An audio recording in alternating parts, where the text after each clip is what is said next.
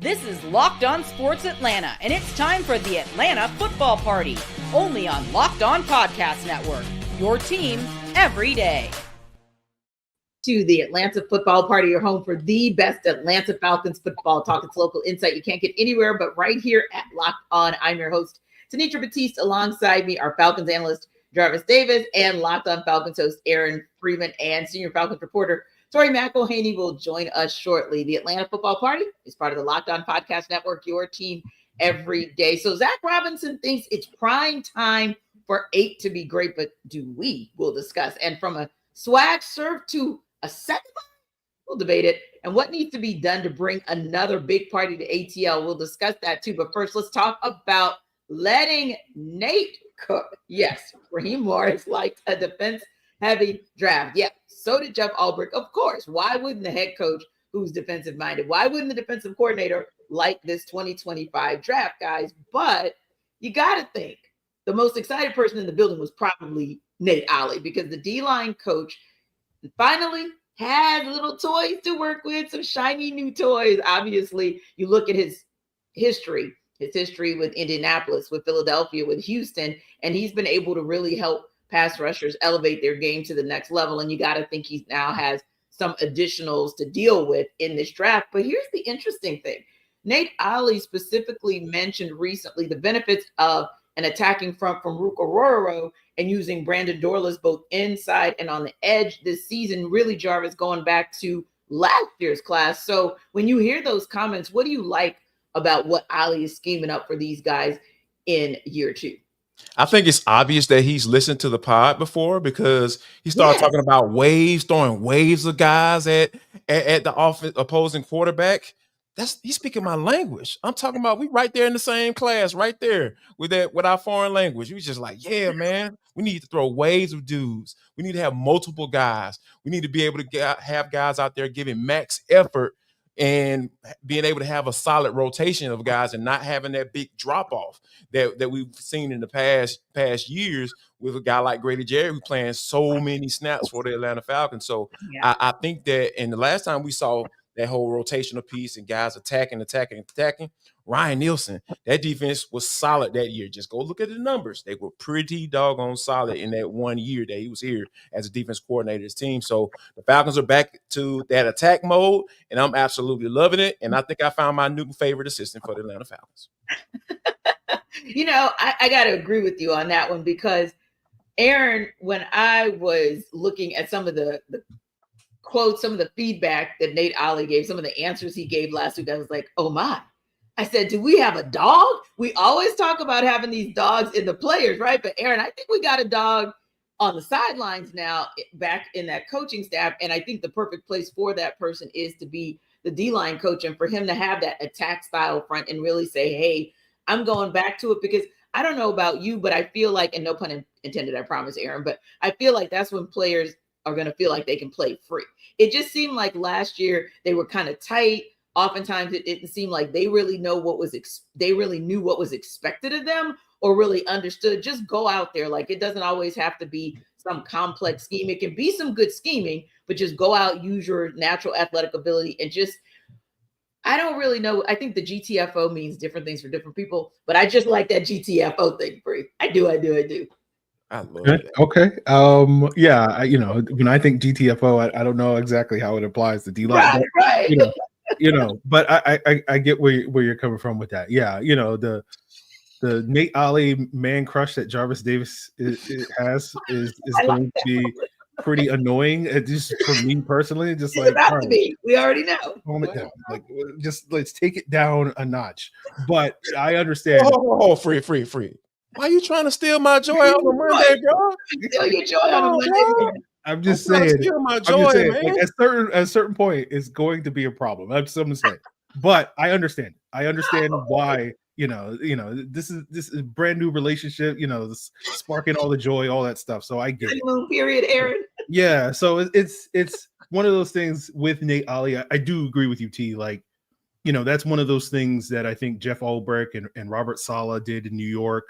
When Nate Ollie was there, it's sort of the and again, I know this person does not have a sterling reputation here in Atlanta, but it's the core philosophy behind Dan Quinn and Pete Carroll and all these things where it's like just go out there, be fast, be physical. Again, I know it is a triggering statement for it, but there's a reason why it's not just that coaching staff, but you hear it from everybody else. It's one of the things that Ryan Nielsen said when he came into the building, where it's just like, you don't want your defensive players thinking too much. You just want them to go out there and, as you said, T, play free.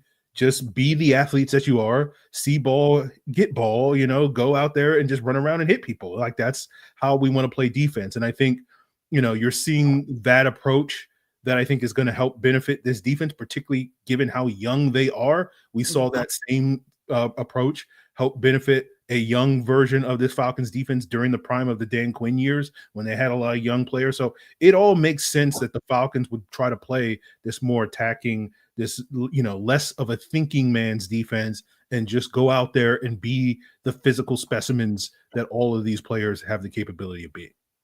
Yeah, can I just kind of piggyback on that for a second, Aaron, and kind of get your reaction on that as well, Jarvis? I think when you're talking about young players free, and again, piggybacking on what you said, we're not just talking about, of course, he mentioned, Ollie did, the comments were focused primarily on Ruke and Brandon in that example. But when you look across the entirety of this D-line and the defense overall, but when you look across the entirety of the D-line, you look at a D-line that, if we're being honest, is just young, right? So that kind of, when you have that kind of defensive line to work with, and I think you mentioned it, Jarvis, as well, like thinking about where you were, for example, when Grady was in that space and versus where you are kind of now, you have some guys like a Zach Harrison, right? Where we're like, okay, still kind of young, if 5 years or less. You're looking at Taquan Graham. And again, I'm just kind of going for it, like up front, all of these young pieces where it's like, yeah, you kind of don't want them to have to overthink it. You kind of don't want them to have to overthink it. You want these guys to just play the game.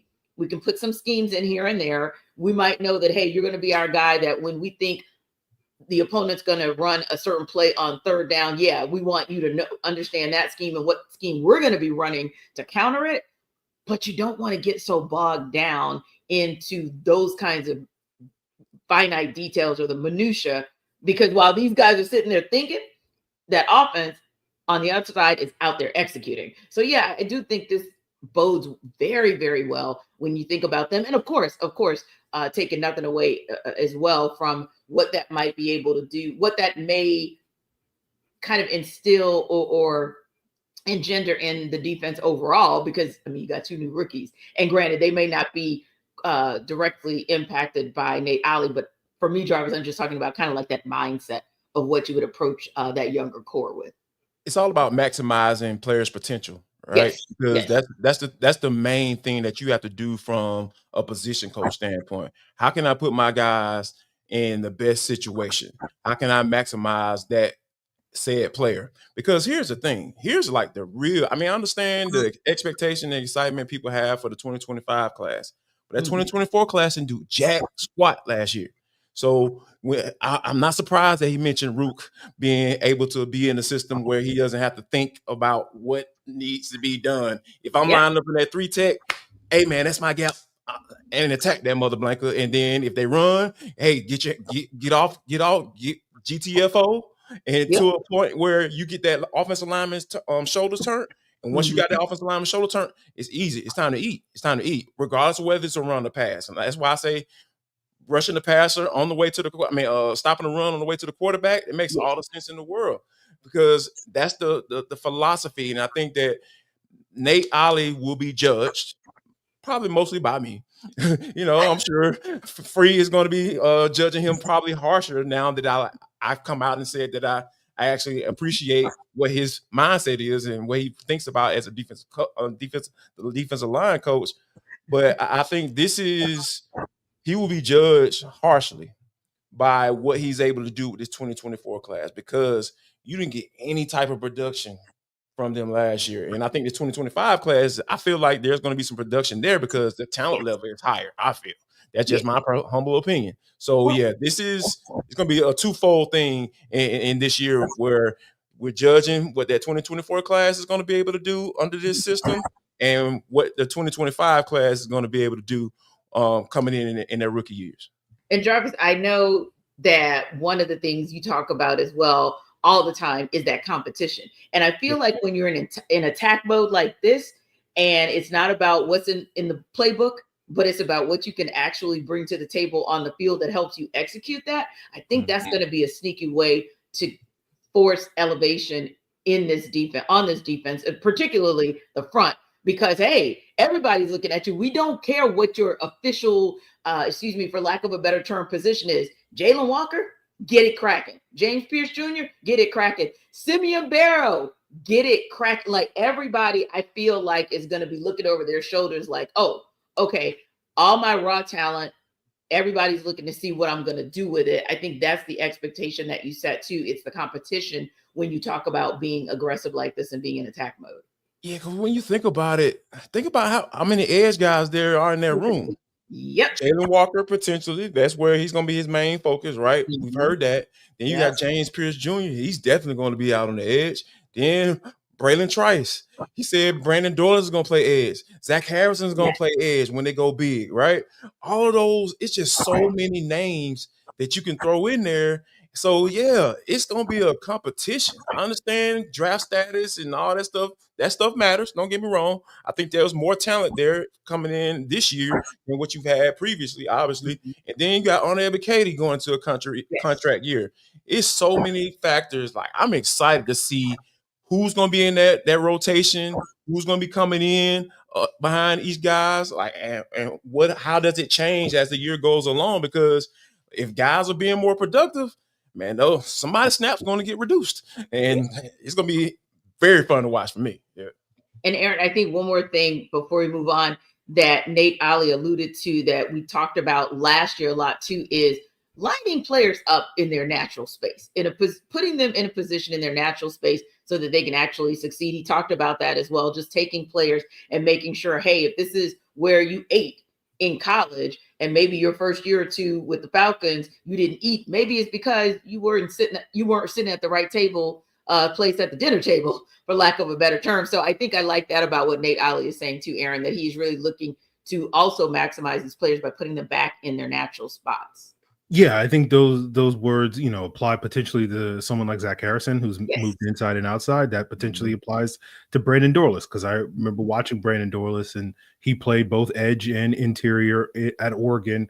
But I always sort of thought of him as like, okay, the ideal system that I would probably want Brandon Dorlus in is a 4-3 team that asks him on early downs to play edge and then kicks him inside on sort of passing downs. And the Falcons playing a 3-4, it was like it doesn't really quite fit the Dorlus skill set, and so you wondered a little bit about that. And then obviously with Ruke, I think hearing Nate Ollie talk about it does feel like, and sort of seeing the lack of adding that sort of wide body in the draft at the D tackle position, like it does feel like the Falcons are putting a lot on Orhorhoro's plate. There's for obvious reasons they thought very highly of him by trading up ahead of like 7 other D tackles that went in round 2 that most people thought were better prospects than him. And so, they're putting a lot on Orhorhoro's plate, especially given, the absence of someone like Grady Jarrett and all that stuff. So it'll be interesting to sort of see what Nate Ollie can do with this group and see if all of these guys, make big steps forward, for someone like Harrison going into year 3, someone like Dorlus and Ruke going into year 2, because, we spend so much time talking about those edge rushers that the Falcons had for obvious reasons. But like, if this defense is going to make major steps, it's probably not going to be because, Jalen Walker and James Pierce, again, I would love to be wrong about this, but they come in and light the world on fire as rookies. They're probably going to need some time to develop over the course of the season. And hopefully, second half of the season, you can see those guys doing their thing. But if this defense is going to hit the ground running early in the season, it's going to be a lot of these second and third year guys, and fourth year guys, if you want to throw Arnold Ebiketie and D'Angelo Malone into the mix, that are going to be, the guys that are difference makers for them early on. And when I was talking to Nate, I was asking about Jalen Walker because, a lot of times when you say people can do so many things, Like you can kind of throw so much at a rookie, a guy, and I think I was asking him how he's going to kind of like temper that a little bit and make sure that you putting the players in the right position. And he said one thing that I think he gave away a little bit of the sauce a little bit. He said, "Hey man, Jalen can rush over the guard, like he rushing those," and I just pictured that double A gap, him and Caden Ellis lining up in that show blitz, that double A gaps, man. Oh man, it just got me excited. I didn't know what to do with myself. I was like, man, hey boy, you talk your talk, boy. Hey man, keep on doggone Like over here, like. And then the A-man corner came and everybody started, talking about everybody else. But I thought it was just really cool to kind of see, his vision for each player. He was just able to lay it out. I thought that was beautiful.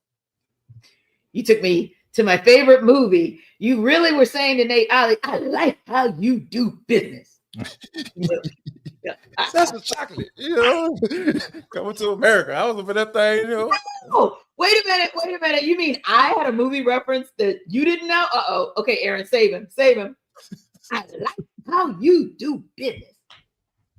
I actually, T, I don't know that movie reference either. I'm sorry. Oh, wow. I gotta take you people to break. I'm taking black cards out here. I'm taking black cards because you all got to know Four Brothers is one of my favorite movies. Oh, Four Brothers. Yeah. Talking about Jarvis, don't you look like that? Don't you look at me like that? I'm gonna have to go back and rewatch that one, T. I need you to do it. Because that's like one of my favorite lines in the whole entire movie. You got to know it. But yeah, we love to hear this kind of business because Nate Ollie, I mean, that's the kind of aggressiveness that how often did we shake our heads the first half of last season wondering what in the world is going on? Who in the world is assigned to whom? Where are these guys going? Sometimes they look like they didn't know where they were going or what they were doing. And it just feels like at this point, maybe the starting point isn't here in terms of, hey, I've got to learn.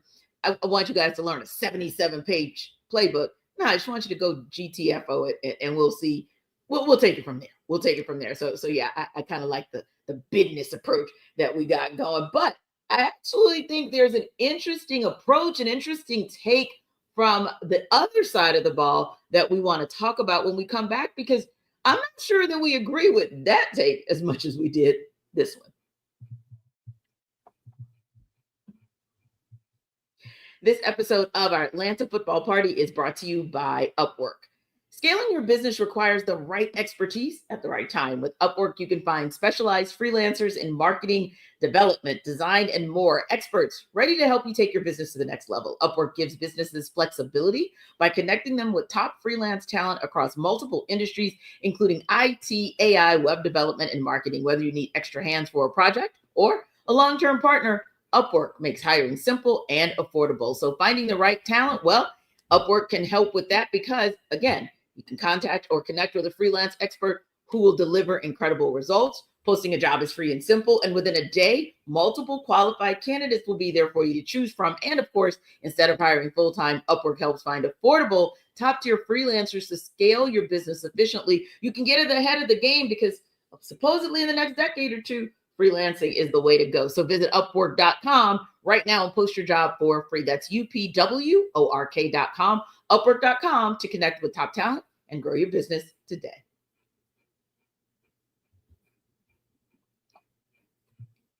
So before we get into a little bit of what's going on the offensive side of the ball and maybe some expected uptick there, Aaron, I just wanted to ask about free agency. Obviously, as excited as we all still are at what took place during the draft, there are still some holes to fill around this team. So for you, maybe what are those top 2 or 3 priorities of what Terry Fontenot and Raheem Morris need to do for the rest of free agency?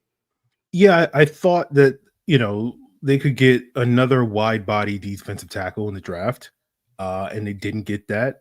And you hear some reports that like LaCale London is bulked up a little bit, putting on some weight to kind of fill those shoes by a guy like Eddie Goldman. But I think with this attacking scheme, you do wonder a little bit over whether or not this group will be able to stop the run, right? Stopping the run on the way to the quarterback. That's going to be the challenge, right?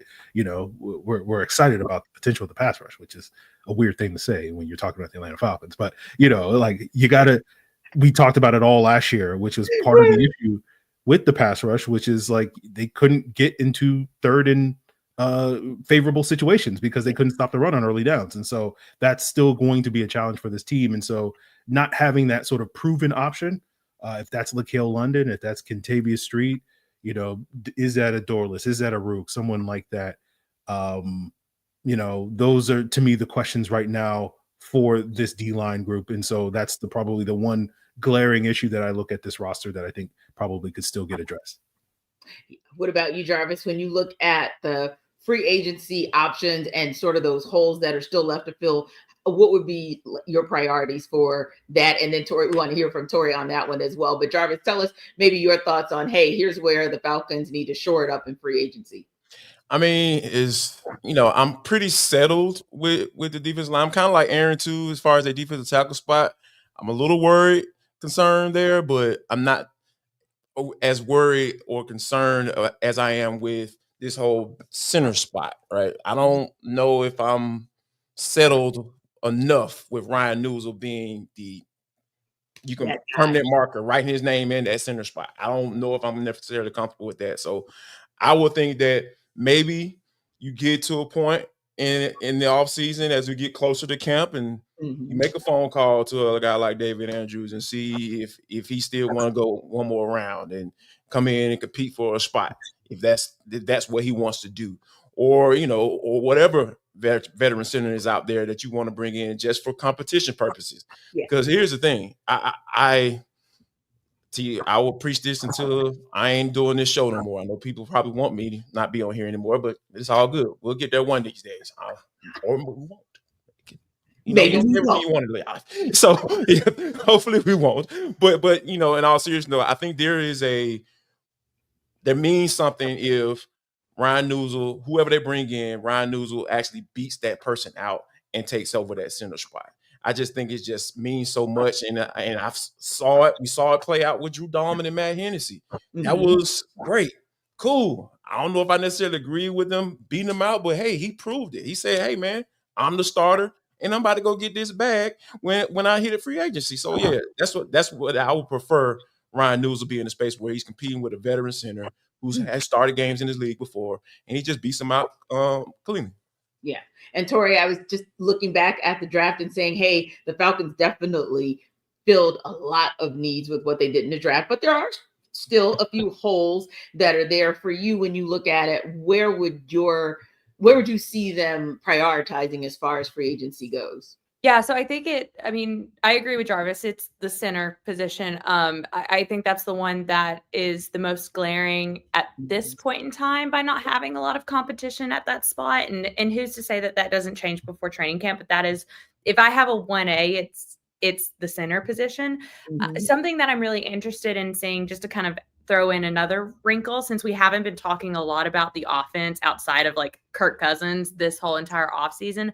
I thought the UDFA signings of Nick Nash and Joshua Simons, I think those two signings were really could have the potential to be really impactful for what the team needs at this point, because I do think that they need some more depth at receiver. I think that you could also use more depth at tight end outside of, Kyle Pitts and Charlie Warner, and, because they're two totally different archetypes of tight ends. And I think you can never have too many receivers. Like it's kind of similar with like linemen. You can never have too many linemen.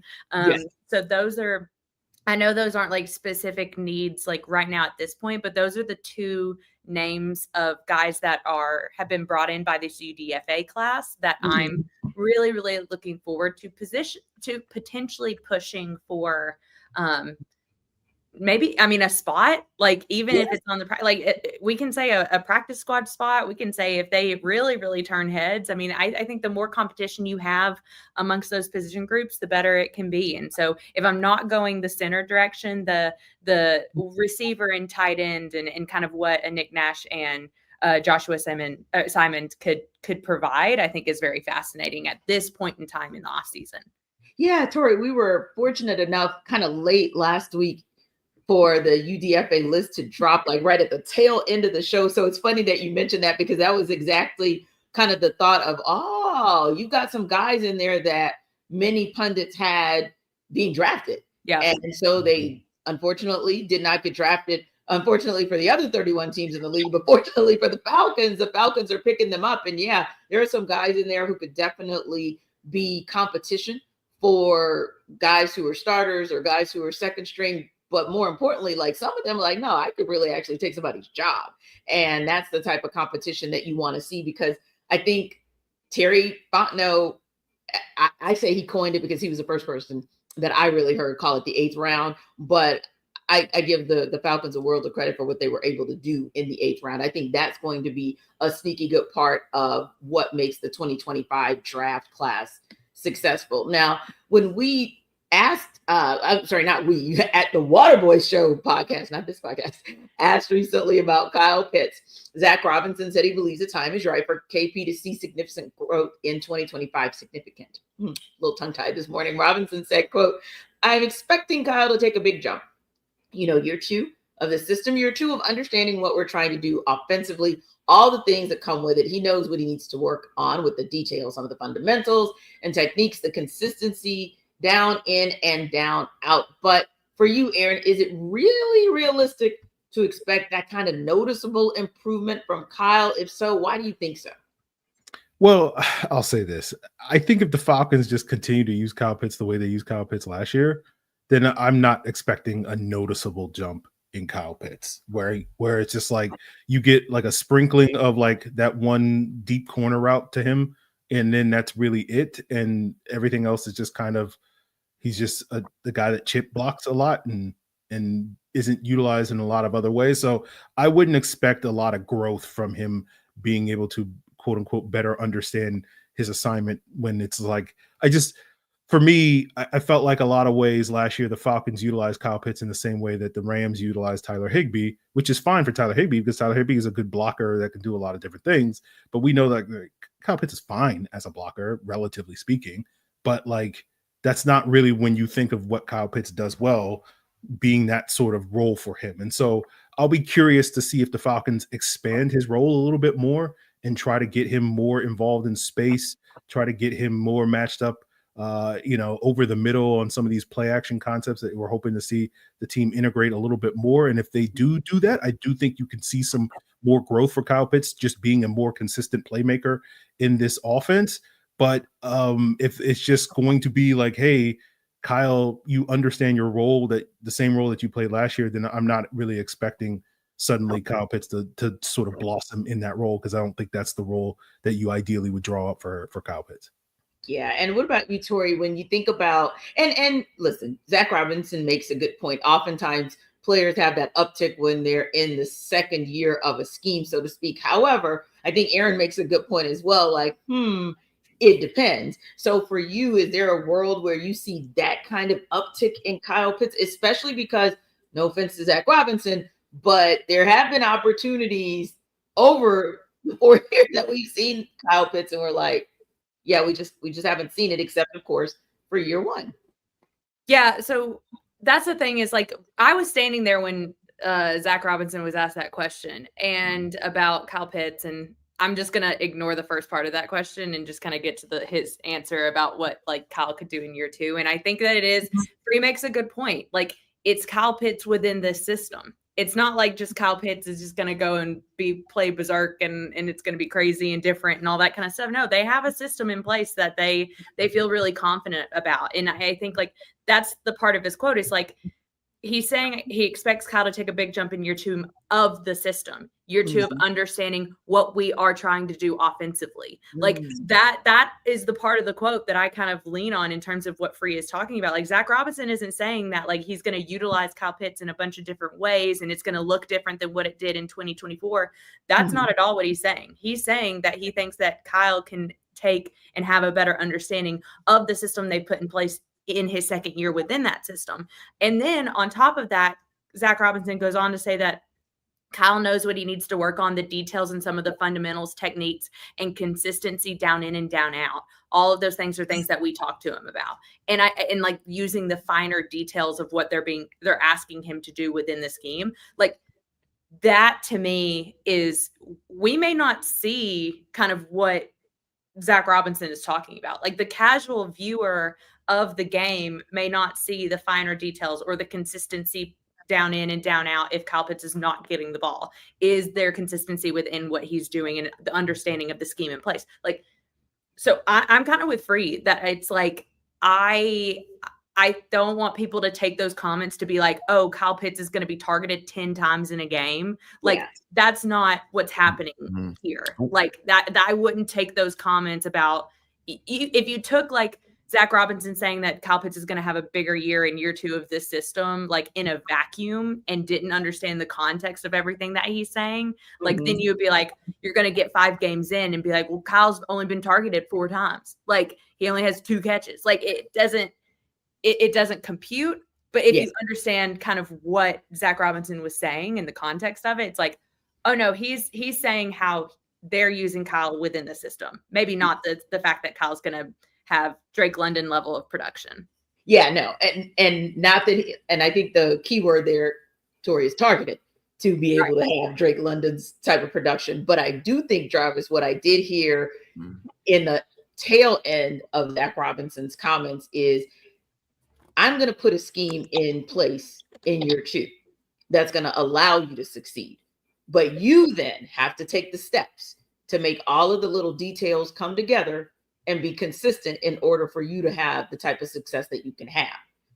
That's kind of what I heard at the end of it as well, because I don't think, and I don't blame Zach Robinson for that, by the way, because I don't think the onus is completely on Zach Robinson to find a way. I hear people saying that all the time. They got to figure out how to utilize Kyle Pitts better. Kyle Pitts got to figure out how to utilize himself better, because I think that someone like Zach Robinson, coming from a Los Angeles Rams system, I know, like you said, Aaron, they asked Tyler Higbee to block more so than anything, but the dude still could catch a ball. And I think he was, when called on, he excelled. So for me, Jarvis, it also, I kind of heard in there, not in a shady way, by the way, that's not kind of how Zach Robinson operates, but more saying, hey, there's still some pieces of this puzzle, KP, that you've got to put the pieces of the puzzle together in order for you to succeed in this space and in this offense. I think one thing that we all can agree on from a fan perspective, from a media perspective, from I don't know what you're talking about perspective. Yeah. Kyle Pitts needs to be more consistent. Yeah. Yeah, regardless, because there are just so many factors that go into, and Kyle pointed this out on the Cam Newton podcast. He said there's so many things that go into one play. Sure, absolutely. But when you're not doing what you're supposed to every play, or being consistent with what you're doing and what your responsibilities are, and that's going to be issues, right? And it might not be all your fault every time, but like there has to be some accountability there. And I think that's what Zach Robinson was kind of getting at too. He's just saying, hey, we're going to maximize what you can do in our system. We're not going to build this offense around you, because look at it like this too. Kyle Pitts was drafted into Arthur Smith's system, 12 personnel, 2 tights. Yeah, and he lined them up outside a lot, at the wide receiver spot. So when you think about changing systems, Kyle Pitts might not just fit in this system from a future standpoint, right? They might just be able to trying to just maximize what they can get out of him in this year, and then move on. And it will make all sense in the world, because like Free said, if you're going to use him like you did last year, and you hear the OC saying, all right, we want to maximize what you can do in our system, don't be, like Tori said, don't be looking for no 10 targets a game. That's probably going to go to 5. 5 going to get probably about 8 to 10 targets a game. If he's not getting 8 to 10 targets a game, then we should be questioning all of it, right? So I think that Kyle Pitts needs to do what he needs to do in order to get paid. And I don't think that's going to be here in Atlanta. So from a swag serve to a second line, I mean, is that really realistic? We'll discuss when we run it back.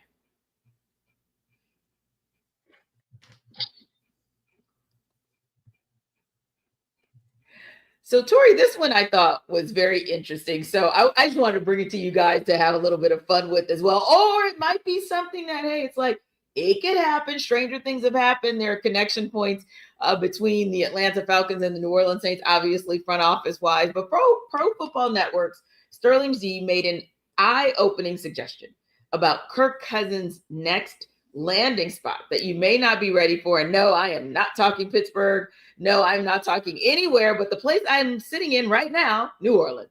So that said, when I saw that one, I go, oh, I got to bring this to the guys. Tori, I mean, in what dual universe could this happen was my first thought. But then I thought, well, I mean, is there a legitimate path where you could actually see a Kirko to Nola move?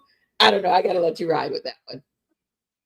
Okay. I think for me, I'm not a general manager. Therefore, like, at the end of the day, I don't have to make any decisions. But if I was a general manager, if I was the general manager for the Saints and understanding kind of where they are in terms of the Derek Carr contract, understanding where they are in terms of the salary cap, understanding where they are in terms of the totality of a rebuild that they really need to start, I cannot fathom the idea of a Kirk Cousins to New Orleans move. Don't even start with like the whole like Atlanta Falcons, New Orleans, like if those front offices would want to work together or not. Like that's beside the point. I'm just talking business like here.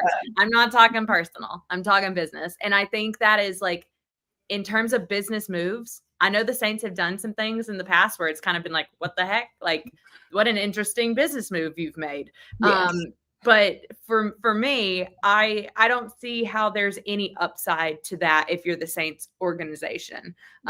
Considering where you are with your quarterback position, the problem though is I don't know what they're gonna do. Like, yeah.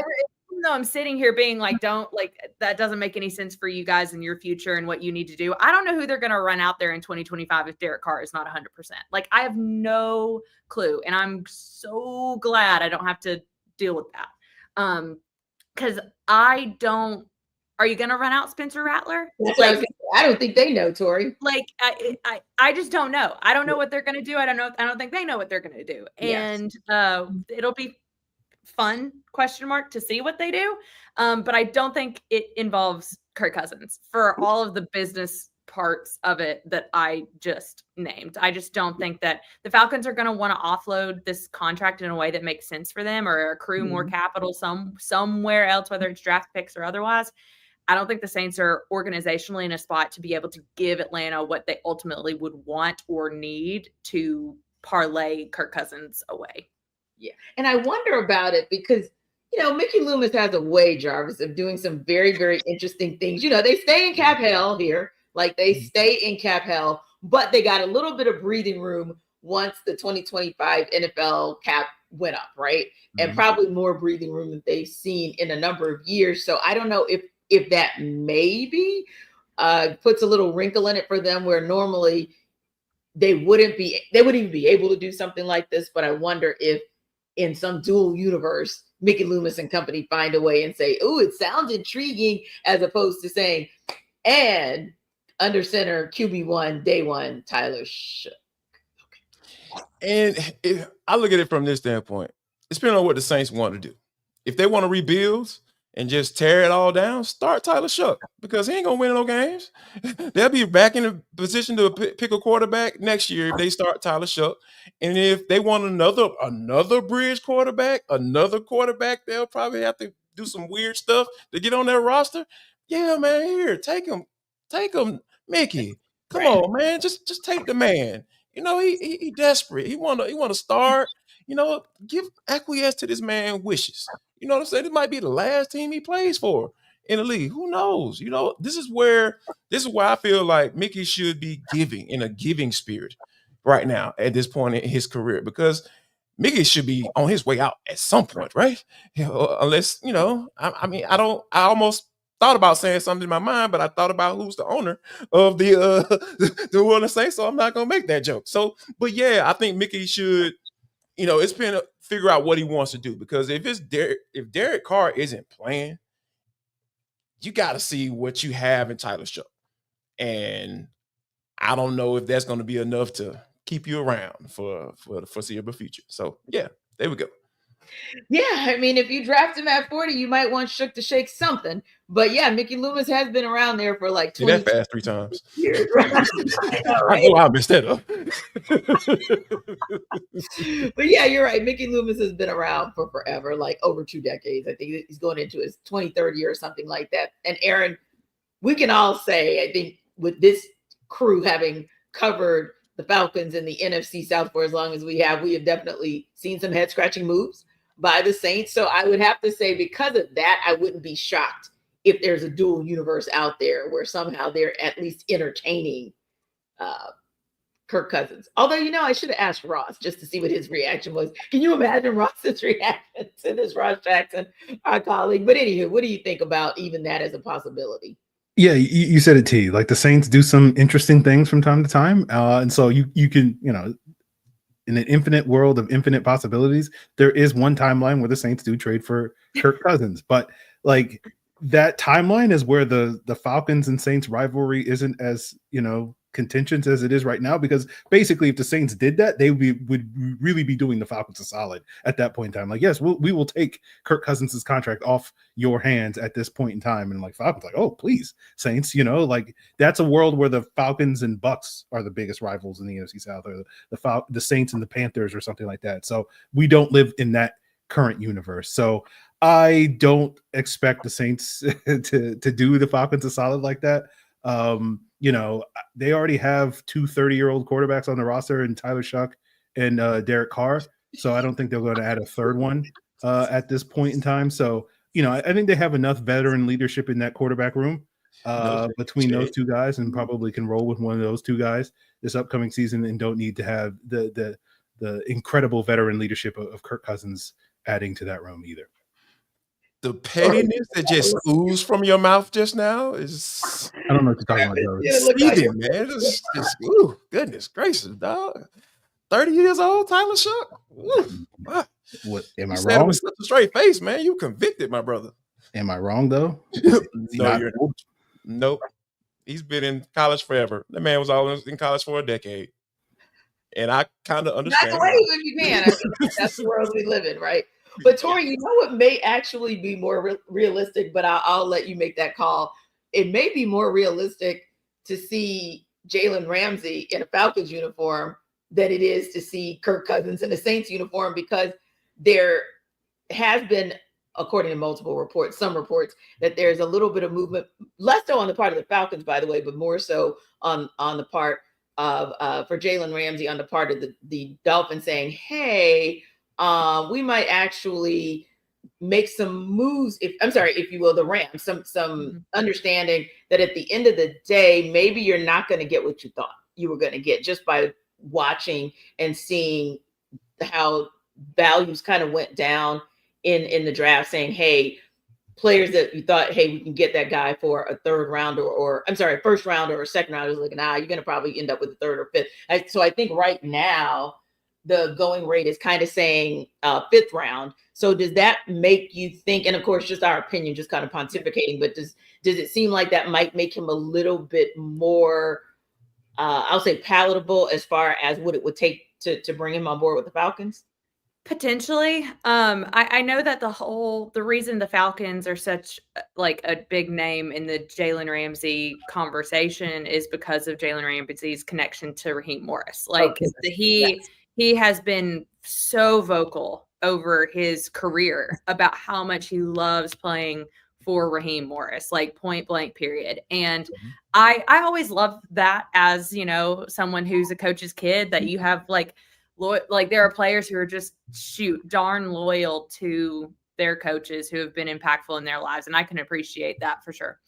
But again, I go back to the business decision of it all. Yeah. And are the Falcons realistically in the position at this point in time to go out and get Jalen Ramsey at 30 years old and to give up potentially what they would need to in order to get him on the roster? A roster that also, let's be honest, is in an okay spot defensive back wise. I think, there are some young guys who have a lot to prove, and you kind of hope that AJ Terrell and Mike Hughes kind of pick up where they left off from last year. And there are still some question marks, just overall about how the group plays, but I think you have more fish to fry up front and kind of, putting the secondary in the best possible position to make plays. Because I do think you have some playmakers on the back end.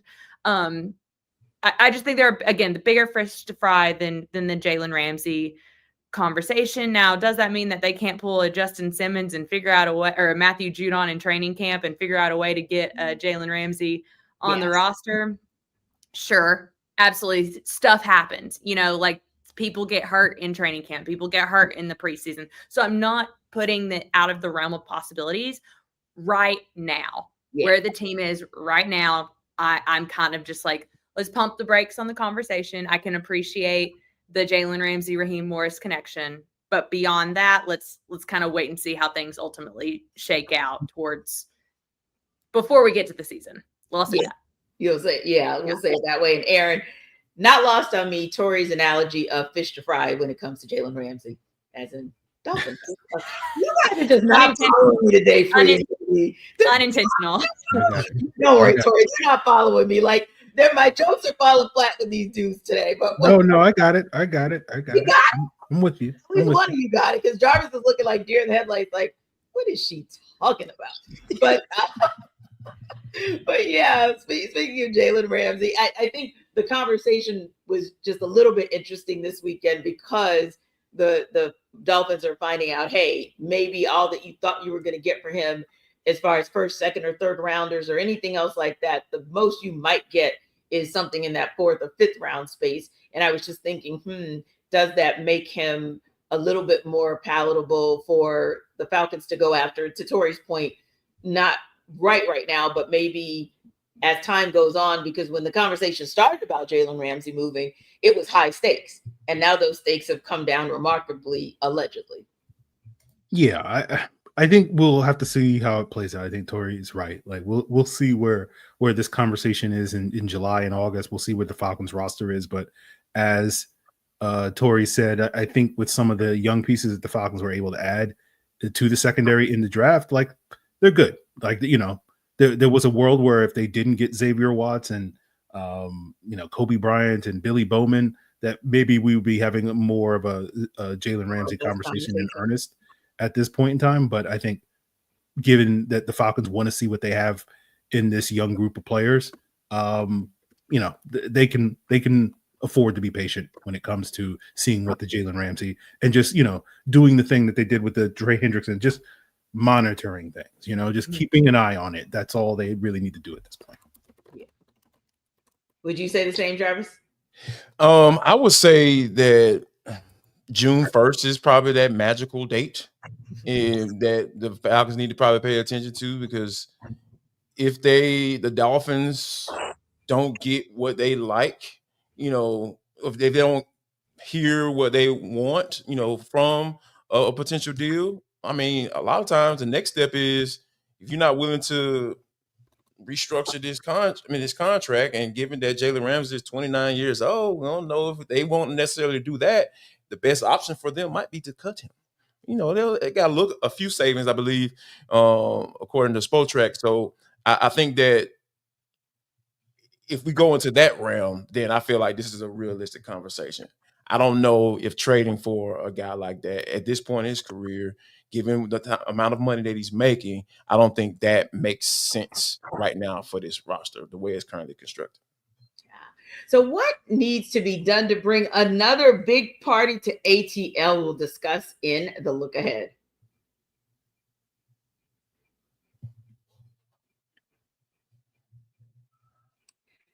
So Jarvis, according to multiple reports, the 2027 NFL draft will be held in that other chocolate city, Washington, D.C.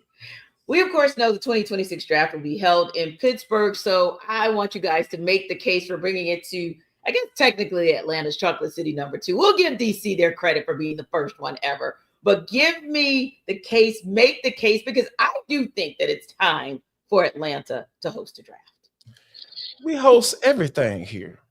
Well, what are you waiting on? Why have you delayed the inevitable for so long? Because we've hosted Super Bowls. We've hosted the Olympics, baby. We're hosting the World Cup. Come on. You know what? We're hosting the World Cup.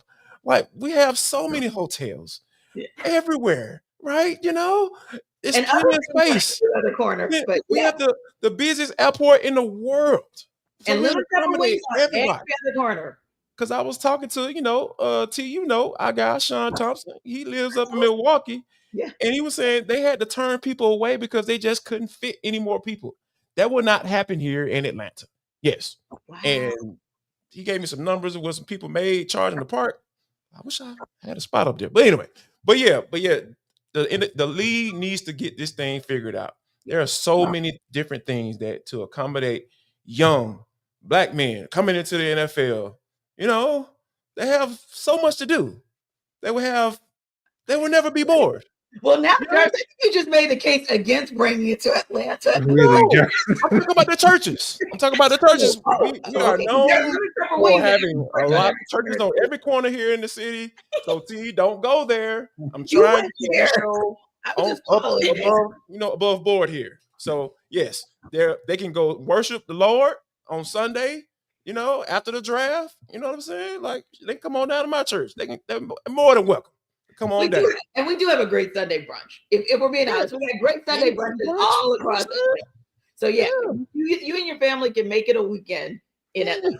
But real talk, who doesn't want to spend a weekend in Atlanta? You know, Free, stop looking at me like that. I'm just saying, Jarvis, I think you just made the case why the draft hasn't been in Atlanta and probably will not be for another 5 years. We just got kicked off the vetted list, Tori. We just got kicked off the dang list. God.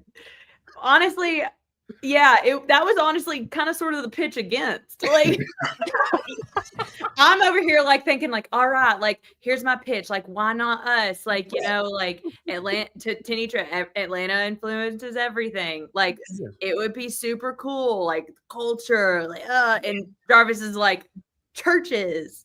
We have a lot of churches here. Places of worship. Worship. Worship. Yes. So, hey, I'm all for it being here. I think that would be a lot of fun. I think it'd be really cool. I think they could do a lot of really cool things like in the city, like just different things, like different parties. Like it could be a lot of fun. Oh, I think so too. And think about this. That might be the kind of thing that brings outcasts out of retirement because, hey, I mean, think about it. They have all these concerts that are now incorporated into the NFL draft. So we could I got it, Free. This could be the opportunity for the NFL to do us right because of that sorry Super Bowl halftime.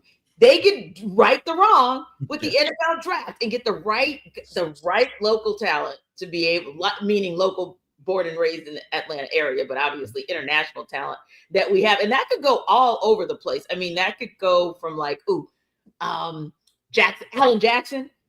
That could go all the way from country, all the way to hip hop, R&B, and all points in between. I mean, think about it.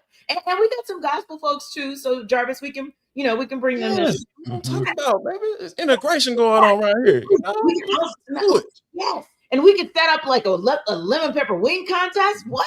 Like that could be a part of it too. Now we got Atlanta has some really good things that we bring to the table. And if it's now become the de facto center of the college football universe, with the College Football Hall of Fame being there, the Black College Football Hall of Fame being there, and a draft is bringing college players into their professional lives, I mean, it makes too much sense. It makes too much sense. Yeah, I agree. I mean, come on, Free. Give us there must be one more thing that you can help us bring to this NFL betting committee to tell them to bring this draft to where it needs to be, which is Atlanta. Well, I don't know if I got the pitch that's going to push us over the line at this point, but you're right. I think what everybody's saying, there's a lot that Atlanta brings to the table, including some of the things that Jarvis is talking about. Yes. That I think, is why Atlanta is the Mecca, for people of a certain persuasion in the United States, and I just think you marry that with Atlanta's rich history, with its relationship to sports, big events, all that various stuff. And so, as Tori said, why not us? It makes all the sense in the world.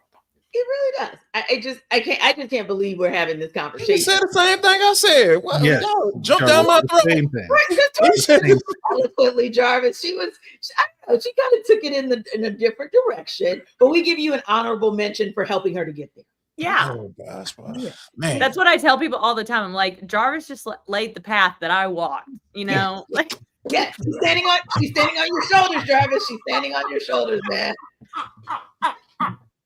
I'm done for the day. I'm good for the day, y'all. That's drop the mic, Tori, right there. Just drop the mic. I just feel like there's no. Oh God, I'm crying. But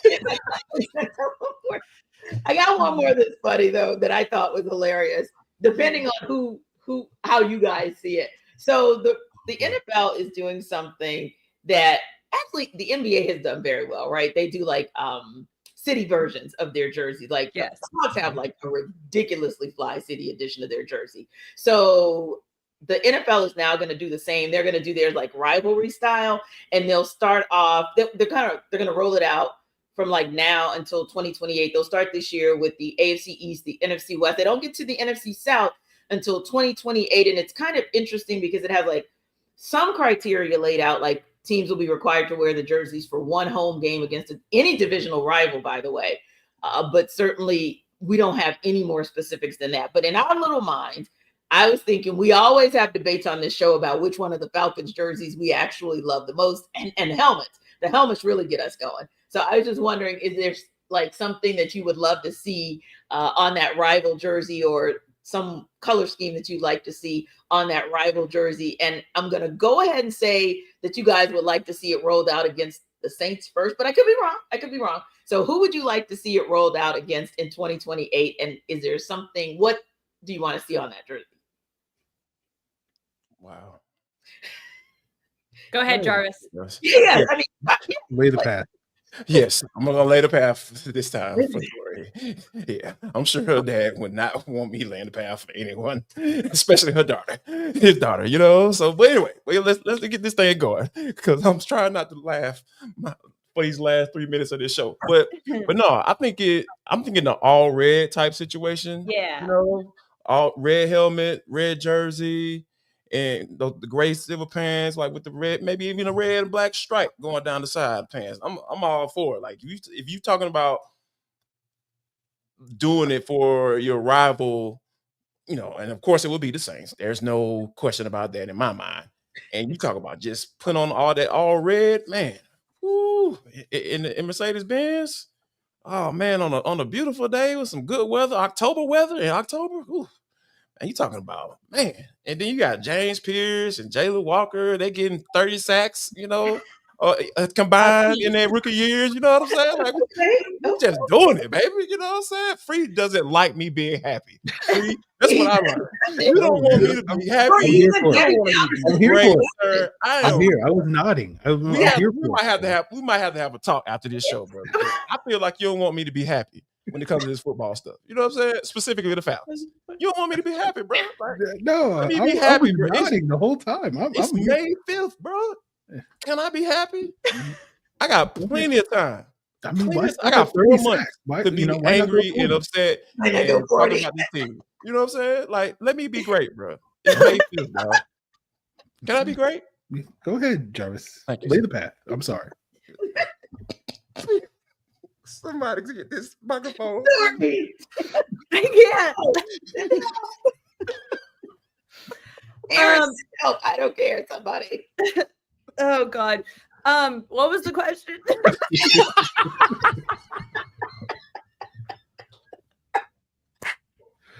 We're talking about uniforms. What we talking about? Oh, no. Talking about rivalry uniforms, 2028, 40 sacks. I don't know. Oh God. It'd be cool to, like, you know how Georgia, like back in the day, I know they don't do this anymore because Kirby's like, no, we're not doing it, but like the blackout, like, and you could do like, I think you could do something like really cool with like all black, like almost like matte jerseys and matte helmets. Matte where black it's helmet. Ooh. like it kind of like a weird and you could like make it like I don't know, I'm just spitballing here, but kind of like a midnight type of like blackout thing where it's like, and you could do some cool things like with graffiti and like some different stuff like that, like what you see on the belt line. That's kind of like make the uniforms themselves like the canvas, almost like the blackout canvas with the matte helmets, and then everything else is kind of like red graffiti, and that can be kind of like the city like tie-in, and do some like different engagements like on like in Inman Park and places where people can go like take pictures of stuff. Like I think that could be really cool. Yeah. I like that. That's a great idea, Tori. You should have gone. Honestly, no one take this. I'm gonna run this at the flagpole. Right, exactly. Yes. You go knock on the door down the hallway and be like, hey, I got an idea. Mr. Blank. Because I think too, like football, sports period always just brings people together. So I think that point about like how do you pull in everyone from like an Inman Park on down to a Jonesboro up in Gwinnett and the like I think that would be so cool, because I will tell you this, Free. I lived in Houston for 5 years, and I don't really care if they're offended, but I lived in Houston for 5 years, and that city is as spread out as Atlanta, but yet there's this sense of like Atlanta, we go all over the place. Like I go to the north side, south side, east, west side. When I was in Houston, there were people that where I lived, which was like northeast, they'd never been to the northeast side of Houston. And I'm like, what the hell? So I think that's one more thing that makes Atlanta unique. The fact that we were just kind of a city that, you can technically live in what I call your quadrant, because you got everything you need, but you come into the city and people tend to come into the city and come together around sports. So I don't know what you got to kind of wrap us up in a nice little bow tie and put us back on the rails as we ride off into the sunset. No, I like both Tori and Jarvis's ideas. I remember the color rush thing that they did a couple of years ago with the Falcons all red and the Saints like all gold stuff. So, something along those lines makes a ton of sense to me. I'll be honest with you though, not to ruin the fun, but I don't care about jerseys. Like, whatever. Just win games, man. Jarvis is really upset by this. I can tell Jarvis is upset. What is going on with you today, I'm just saying, like it's what the expectation is. They're gonna get new jerseys next year. Maybe we'll see what happens. Maybe Tori can give us some insight. I'm doing nothing with my face. Nothing's happening. I'm just saying, like, a couple of suggestions in the suggestion box, down the hall or whatever. So we'll see what's what in 2026 with the Falcons jerseys, and maybe that will be more inspiring to me, this time next year when you ask this question, and we'll be like, oh, like they could do this and they could take this from that and that. But I'm just like, just win some stinking football games like that, and then we'll worry about the jerseys later. That's basically my philosophy. But I know I'm gonna quote my youngest daughter. You need a huggy? Probably. That's probably right. Yeah. Yes. Virtual hug, my brother. There you go. Virtual hug, friend. It's gonna be okay, friend. Go on and you know what? Go get a margarita. That helps. It helps everything. For making the Atlanta football party. Oh my God, your first listen of the day. Be sure to stop by Locked Up Falcons with Aaron and his frequent guest analyst Jarvis as your second listen, and check out some of Tori's work at atlantafalcons.com. And you too should stop by and give Aaron a virtual hug.